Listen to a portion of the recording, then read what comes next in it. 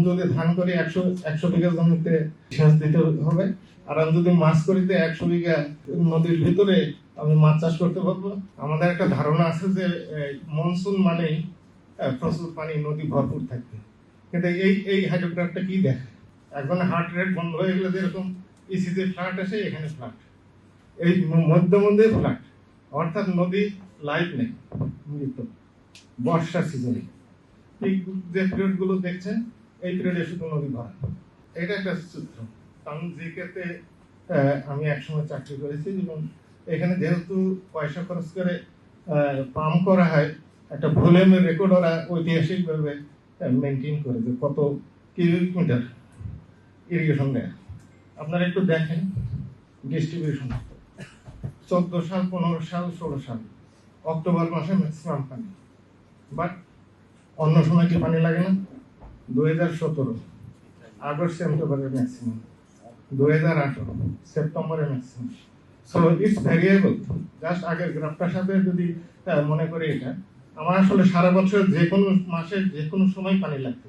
জুলাই মাসে, জুন জুলাইতে কম, ওই সময় ট্রান্সপ্লান্টেশন হয়, সেই সময় পানির চাহিদা কম থাকে।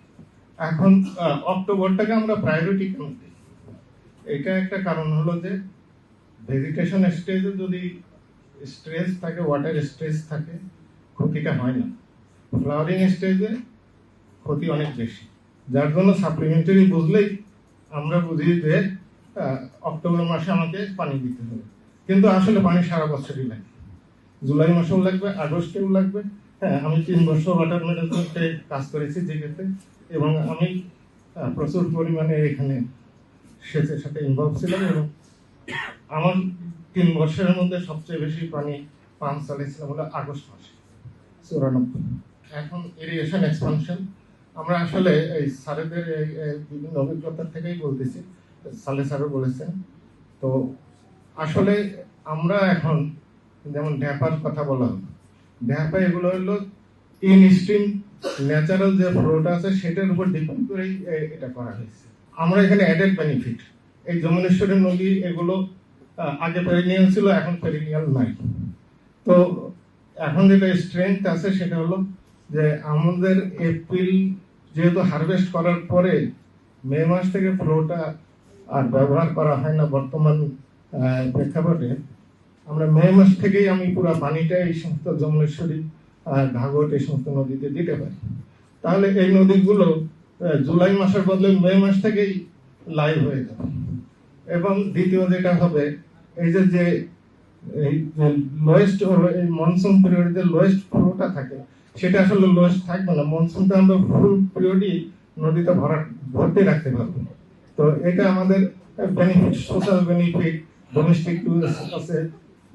পোস্ট মনসুনেও এটা দিয়ে আপনার ব্যবহার করা যাবে। তবে সবচেয়ে বড় হলো যে কনজামটিভ ইউজ আছে, নন কনজামটিভ। আমরা যদি কনজামটিভ ইউজ করি তো বেনিফিটটা খুব দ্রুত শেষ হয়ে যাবে, কিন্তু নন কনজামটিভ অনেক ইউজ আছে, ডোমেস্টিক ইউজ আছে।